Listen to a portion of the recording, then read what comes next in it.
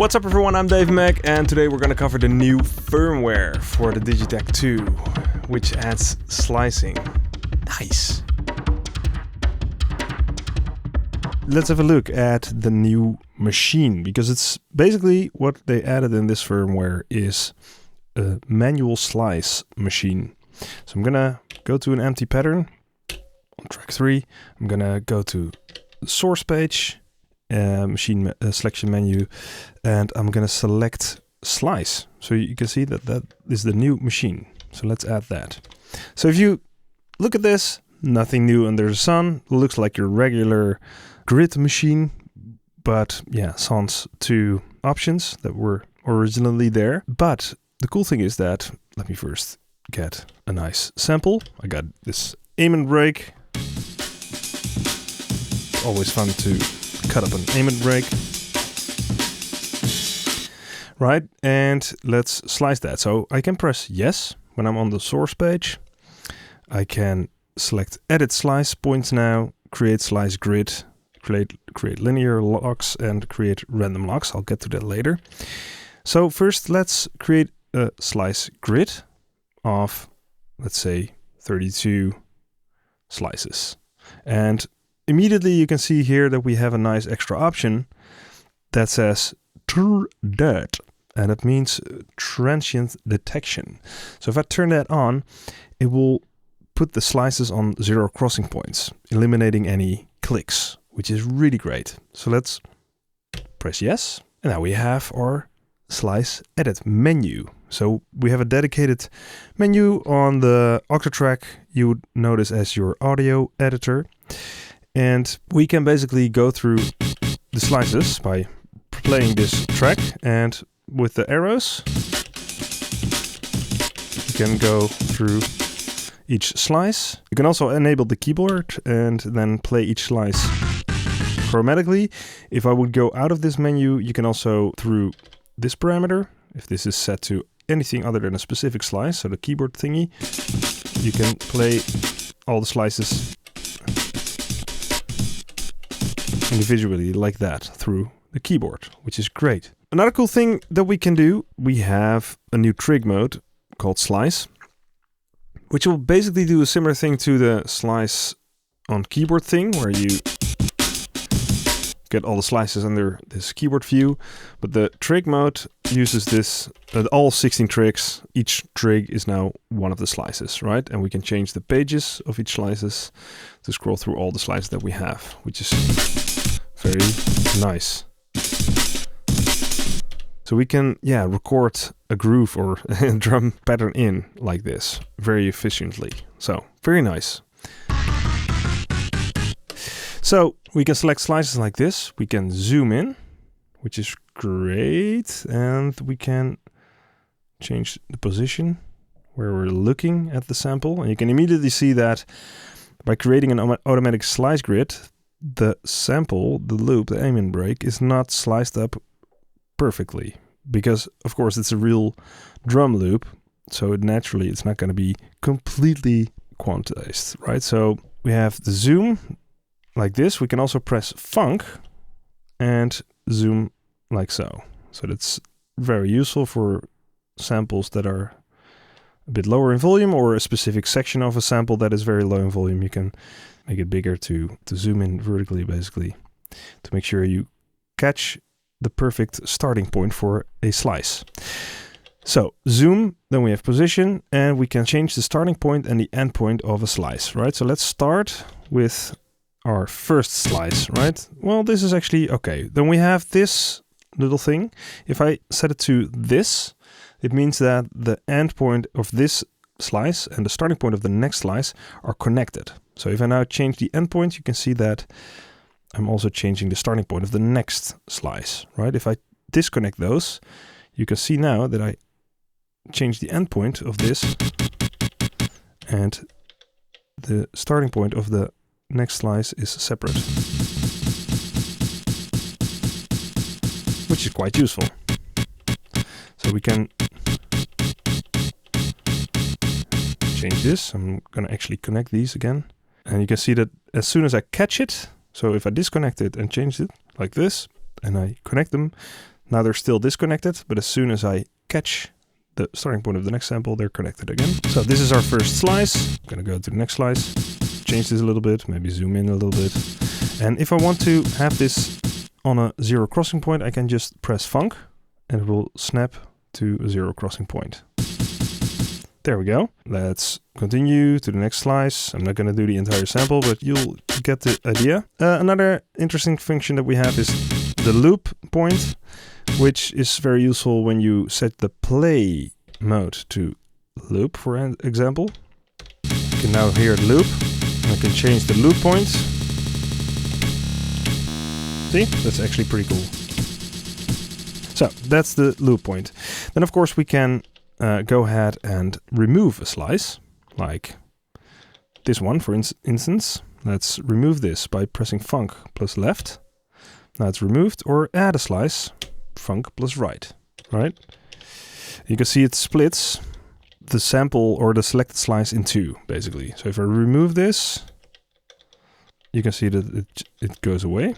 And if I want to add a slice, I simply press func plus right. It will slice this in two. I can set this to the starting point again and point to something useful, like so. Zero crossing point. We actually turned the looping off. There we go. So here I need an extra slice. So I'm going to zoom in again and press func plus right. There we go. Now we can change that.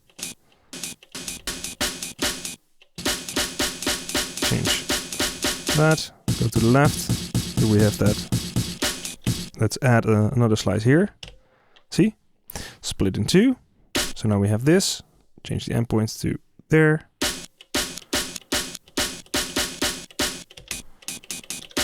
There we go. Zero crossing point, not to forget. There we go.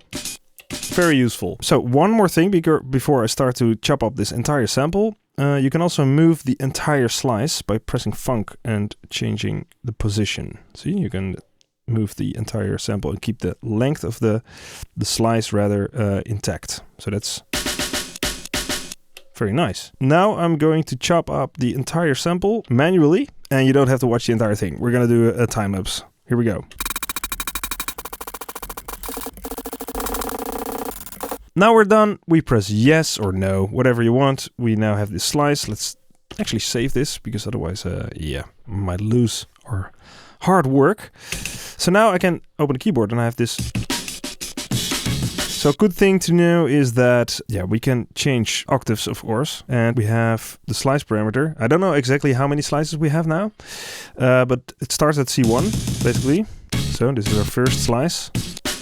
At the end of the amount of slices, it will just wrap around and, yeah, continue, basically. So that's kind of good to know. We can drum something completely new from these little bits of the aim and break. And, yeah, we can also do some other interesting stuff. So this is basically what the machine is doing, what we can do with it.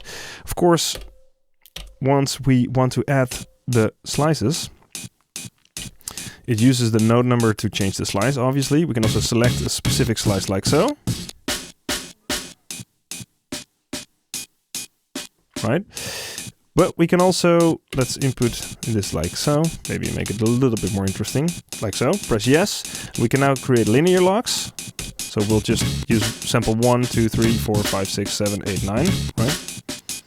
Or we can do random locks, and this is just a lot of fun, really. There you go. And a bit of delay.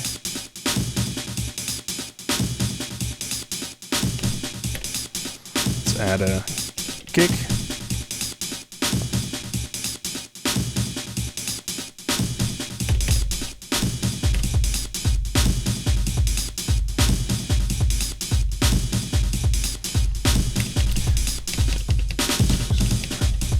Shift it in time if I want to. See, that's pretty cool. So we can also extend this, of course.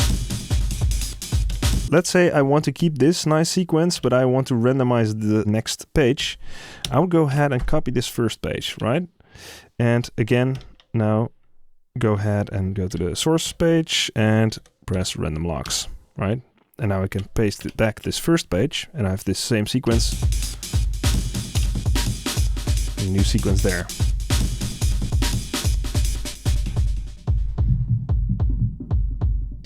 And we can tune it down, of course.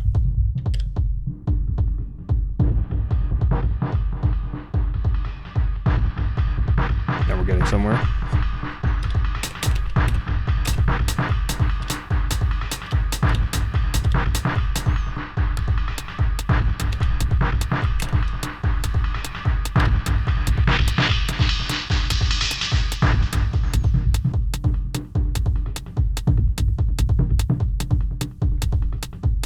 And we can play around with this. Maybe add a little bit of an LFO.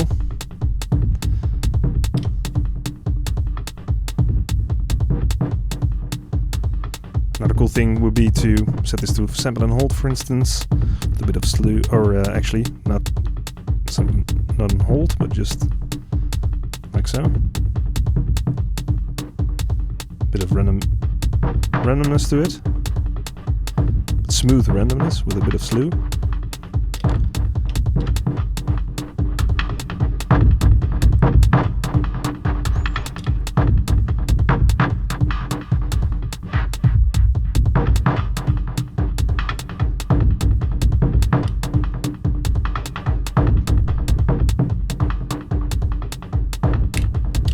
Nice. So, this is basically the beginnings of something interesting.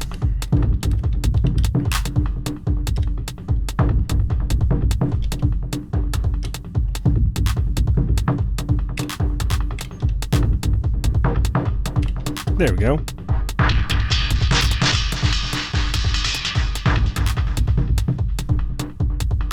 So,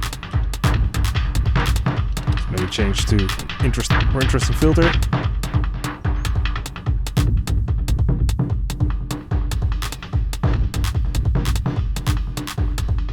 And of course, there's nothing stopping me from using the randomization as a sort of a breakdown thing. So I could just go here.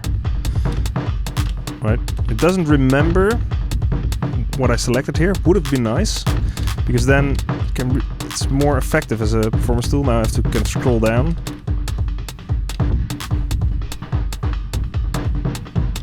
And back to the initial state.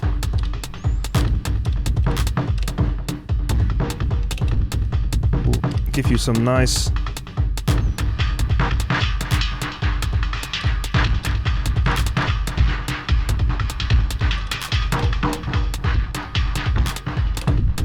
and back to what we're working on.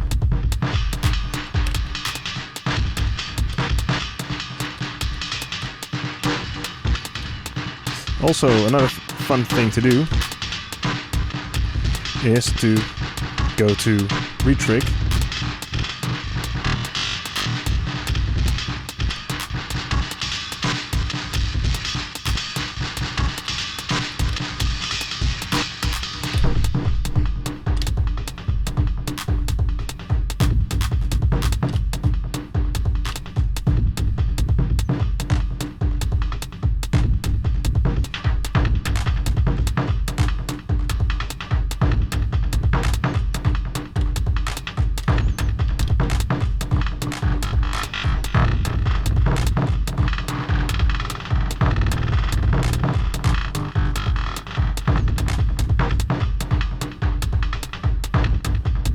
There we go. This is actually pretty cool.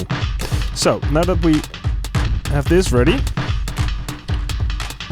another thing that we can do is change the length. So basically what this will do is it will play multiple slices as long as the note length is long enough. So let's set the note length something like 3 steps.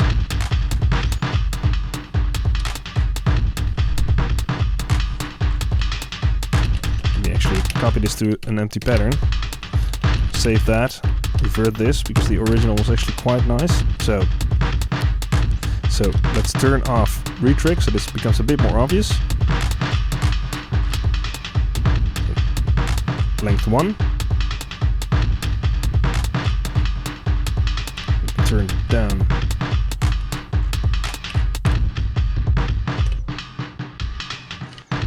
If I now turn this up, we'll play multiple slices as long as the note length is long enough.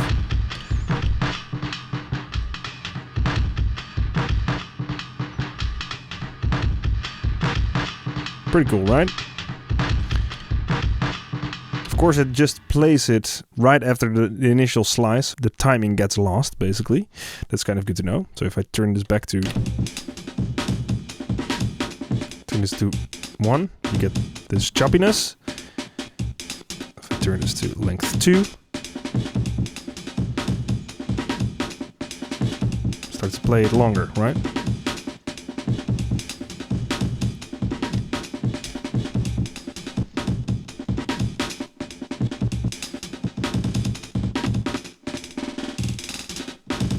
I love this kind of stuff, man.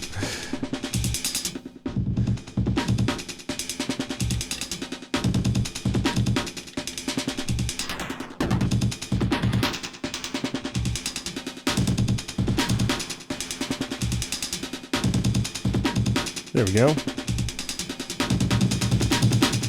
Now, another cool thing to do is actually play with the comb filters.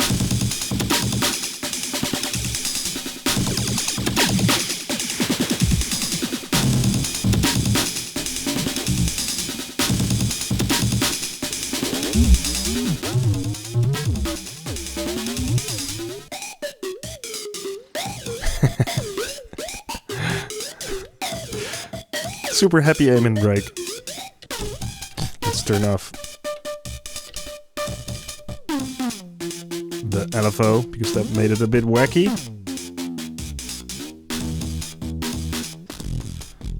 Really destroy it, right?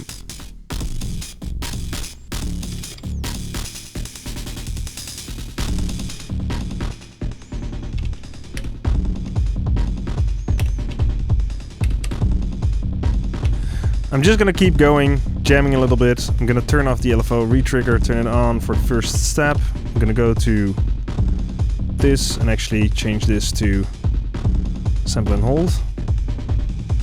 I can also set this to the width filter. There we go.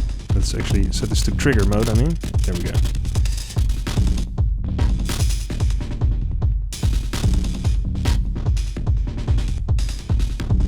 There we go. This was what I was searching for.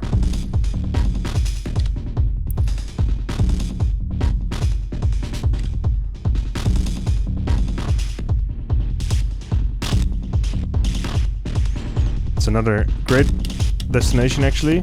So let's copy the first LFO to the second LFO and set this to low pass filter.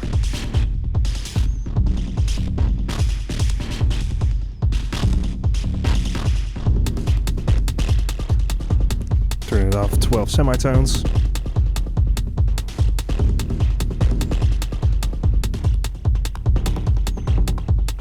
Reverse. So every slice will be played back in reverse. Loop.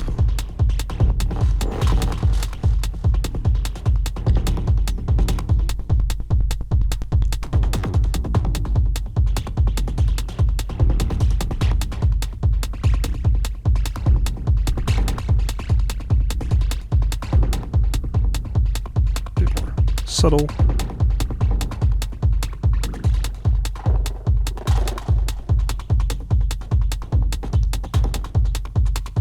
So you can slice a sample up and make it into something completely different in a matter of seconds. That's the cool thing that I really like about DIgitakt II. If you want to learn everything, and I do really mean everything about the DIgitakt II and its functions and how to create a complete track from start to finish and learn synthesis, mixing, performing, recording and everything on the way, you can get my 17-hour course that is available on davemech.live/shop. The link is right here. If you're a complete beginner, you will be able to follow it. If you're an advanced user, you will get a lot of extra information that will help you become a true master of the DIgitakt II. So head over to davemech.live/shop and get the course. So I thought it would be cool to just show a little bit what you can do with the slices. I sliced up this sample, as you know, completely. And I sequenced this to create quite a classic jungle beat and create a little arrangement around it. So the cool thing is that sequencing such a sliced up aim and break is just so much fun. And this is kind of what I came up with it. So.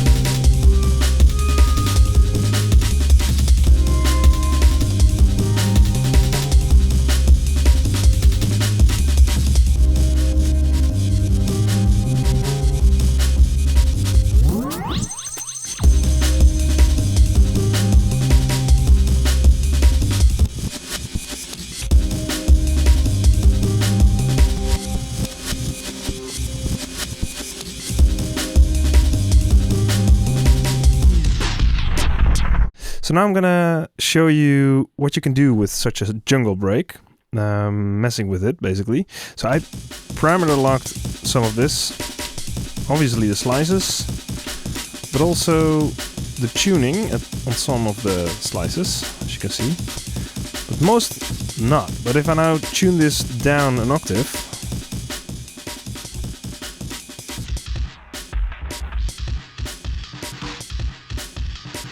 this sort of thing. You can add some delay. And maybe change the delay time.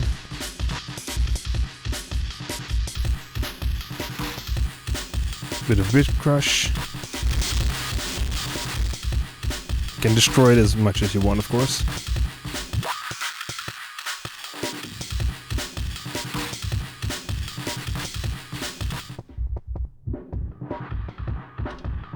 And yeah, modulating the hell out of it is fun.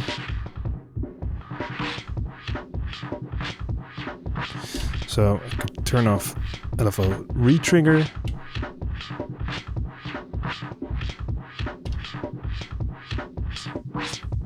Set it the LFO to trigger mode.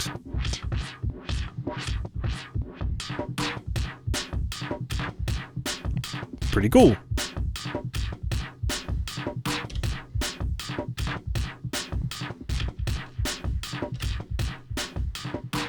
Actually gonna switch to the Lopez filter 4. Love that one.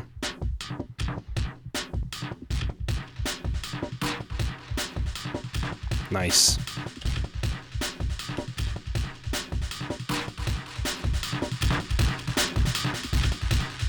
Well, there you go. Of course, you can still mess with retriggers.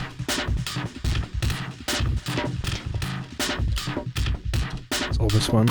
We can reverse it, of course. Doesn't do as much because of the... if we remove the Lopez frequency modulation. Also reverse loop.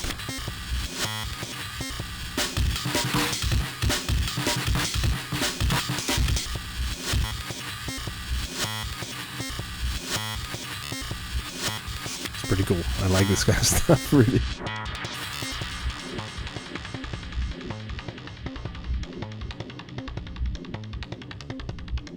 Yeah, and what I told you before, we can also switch to one of the comb filters, which is always fun.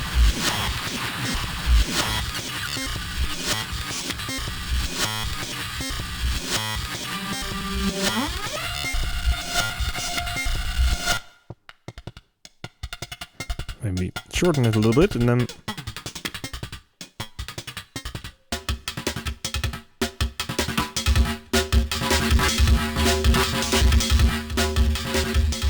can get this sort of thing.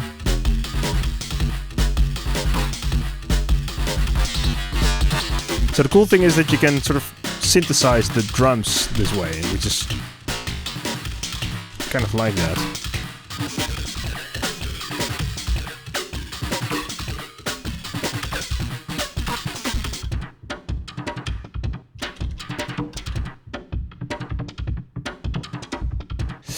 Alright, so thank you so much for watching. Don't forget to subscribe and hit the like button and the notification bell, and you know the drill, because you know that helps grow the channel and get some more traction, and hopefully more people will listen to this mess.